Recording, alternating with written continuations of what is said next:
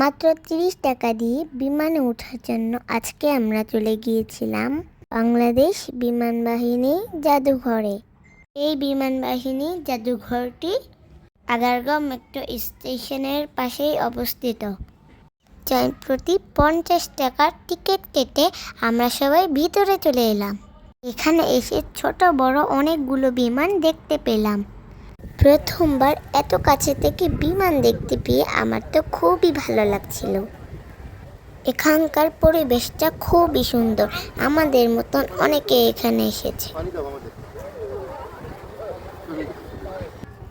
এখানকার বেশ কয়েকটি বিমানে টিকিটের বিনিময়ে উঠা যাচ্ছিল। এই যে এই বিমানটিতেও ওঠার ব্যবস্থা ছিল, আর যার জন্য লাগছিল মাত্র ৩০ টাকা।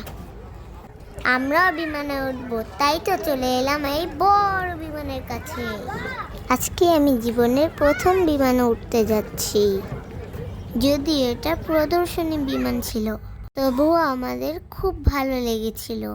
কিছুক্ষণ অপেক্ষা করার পর আমরাও সুযোগ পেলাম বিমানের ককপিটে বসার।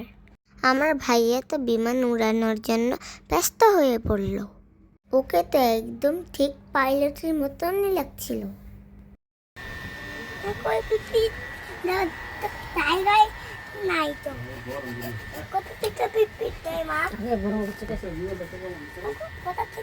বিমানের ভিতরটা আমি একটু ঘুরে ঘুরে দেখছিলাম, কিন্তু এখানে আমাদের প্রচণ্ড গরম লাগছিল। তাই আমরা বিমানের ভিতরে বেশিক্ষণ না থেকে বাইরে চলে এলাম।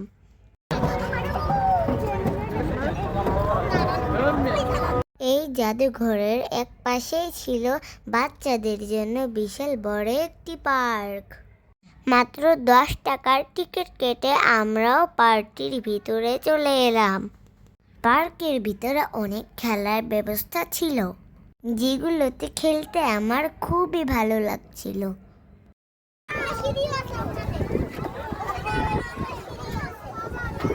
এখানে আমার সবচেয়ে পছন্দের স্লাইডও ছিল।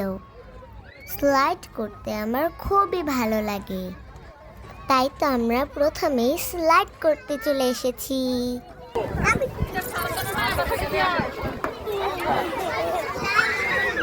কিছুক্ষণ স্লাইড করার পর আমরা চলে এলাম এই ছোট্ট বিমানটিতে ওঠার জন্য।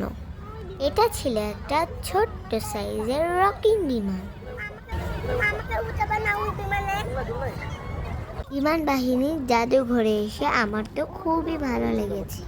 এখানে সারাদিন আমরা অনেক কিছু দেখলাম আর অনেক অনেক মজা করলাম। ওকে, থ্যাঙ্কস ফর ওয়াচিং।